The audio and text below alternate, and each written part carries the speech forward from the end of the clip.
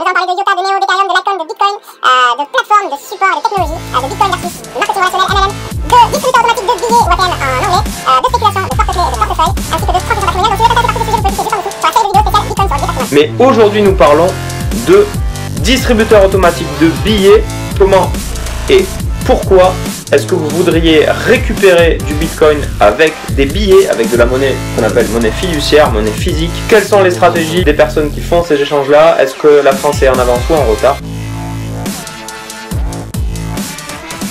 Bonjour et bienvenue sur Olivier Patrimoine dans cette 4e vidéo sur la crypto-monnaie avec François. Salut à tous. Qui vient de nous publier des informations de très grande valeur au cours des 3 précédentes vidéos. Donc si vous ne les avez pas regardées, j'ai la liste spéciale crypto-monnaie juste en dessous. Ouais. Abonnez-vous donc sur la chaîne. Rendez-vous en mai 2018 à Montpellier sur le séminaire Richesse et Patrimoine. On vous en parle juste après. Mais aujourd'hui, nous parlons de distributeur automatique de billets, de ATM en anglais. Comment et pourquoi est-ce que vous voudriez récupérer du Bitcoin avec des billets, avec de la monnaie qu'on appelle monnaie fiduciaire, monnaie physique? Quelles sont les stratégies des personnes qui font ces échanges-là? Est-ce que la France est en avance ou en retard? Aujourd'hui, François, est-ce qu'on peut en France arriver avec une porte-clés Bitcoin et obtenir des billets en 2017, non. Fin 2017, début 2018? Non, pas des billets directement. D'accord.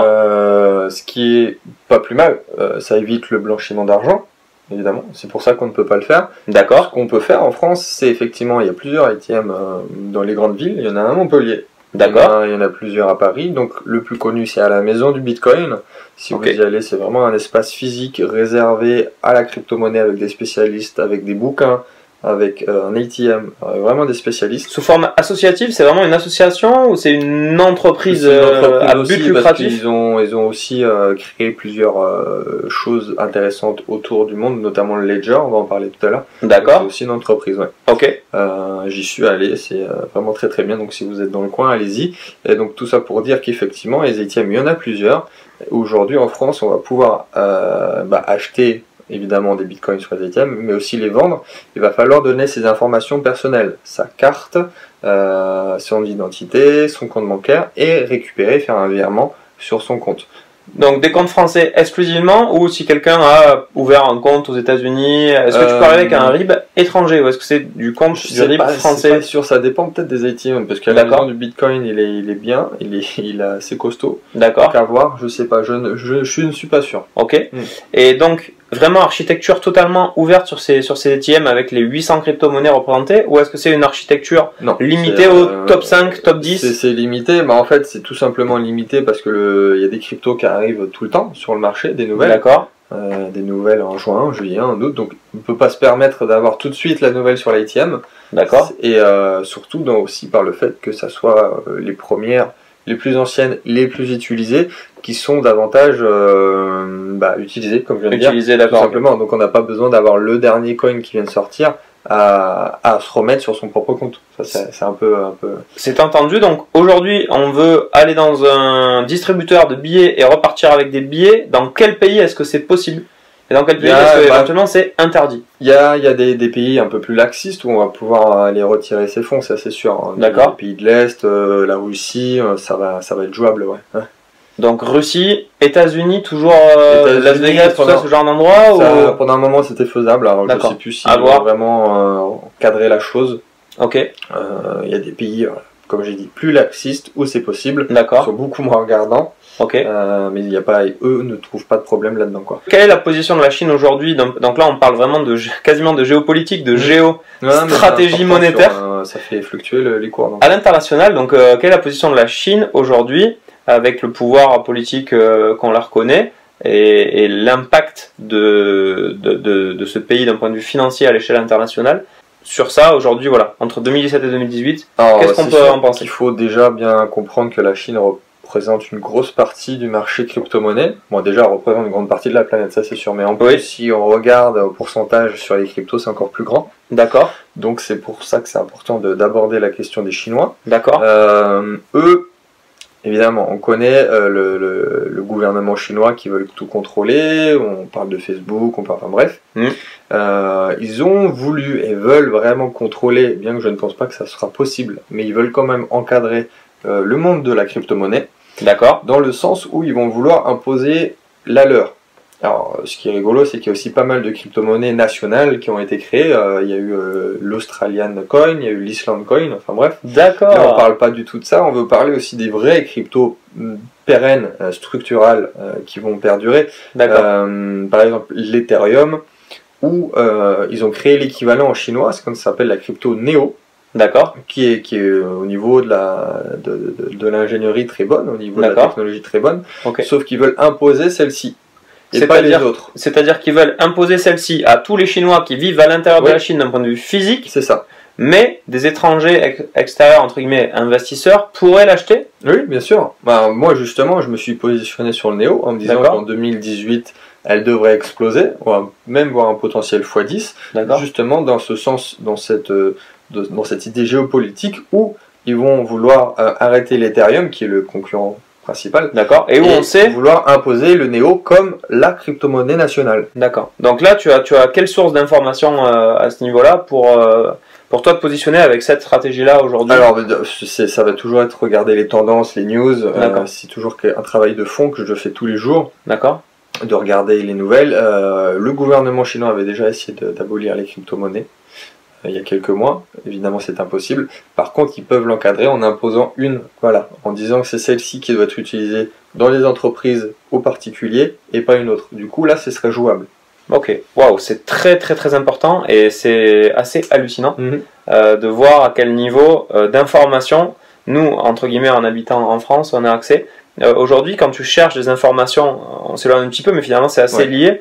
Quand tu cherches des informations sur le Bitcoin, est-ce qu'il y a, donc sur les crypto-monnaies, pardon, est-ce qu'il y a vraiment une source d'information, je sais pas moi, une revue spécifique anglophone, voire mondiale? Est-ce qu'il y a vraiment une... il n'y a pas de... Quelles sont les sources de tes informations? Il n'y a pas de structure vraiment numéro 1 où on va vraiment tout le monde va aller là-dessus. Le journal du Bitcoin ou de la crypto-monnaie? Déjà en France, il y a bitcoin.fr qui est vraiment bien. D'accord. Ça donne des news tous les jours, pertinentes. Alors, c'est assez pointu. Mais c'est accessible à tout le monde. Et c'est en français, c'est francophone? C'est en français, ouais. Okay. Il y a le site CoinMarketCap qui est très important. Ça donne pas vraiment de news, il y en a quelques-unes, mais c'est pas le but principal. C'est voir vraiment lister absolument toutes les cryptos et avoir toutes les informations sur le cours, l'évolution, le market cap, c'est-à-dire le nombre de milliards à injecter dans chaque crypto, les tendances, il y a plein d'autres informations où on peut aller les acheter, toutes les plateformes qui les proposent. Donc là, c'est vraiment un site référence pour suivre journalièrement, quotidiennement les crypto-monnaies. On a parlé tout à l'heure de l'impact entre donc du coup la partie législation de chaque pays, les entreprises de chaque pays, et on s'aperçoit que finalement le tissage, le maillage est en train de se faire. Le lien entre Tesla qui vend des voitures en crypto-monnaie sans besoin de passer par des dollars. Oui, bah tout à fait. McLaren, tu m'as parlé d'autres entreprises éventuellement qui se sont positionnées, donc des énormes évolutions à prévoir. Et finalement, la logique je veux retirer des billets est opposée. Oui, bah moi je le fais pas. Tu vois. Au sens, tu ne l'as jamais fait. Moi je vais les garder à long terme déjà parce que ça risque de bien plus augmenter. Mais aussi dans l'optique de jamais les vendre et de garder mes cryptos et de faire ce que j'en veux. Donc pour toi, c'est vraiment une technologie d'avenir, peu importe les faiblesses, on va dire, innées de chaque monnaie. C'est aussi pour ça que la formation que j'ai faite, que j'ai créée, est dans ce sens-là. À la fois viser le long terme, de pas viser du 6 mois, 1 an et je me casse, et aussi de travailler sur analyser la technologie qu'il y a derrière. D'accord. C'est le plus important au final. Ok, bah écoute, merci beaucoup pour cette vidéo donc qui fait partie d'une série, je vous le rappelle, de 6 vidéos où on parle donc de crypto-monnaie.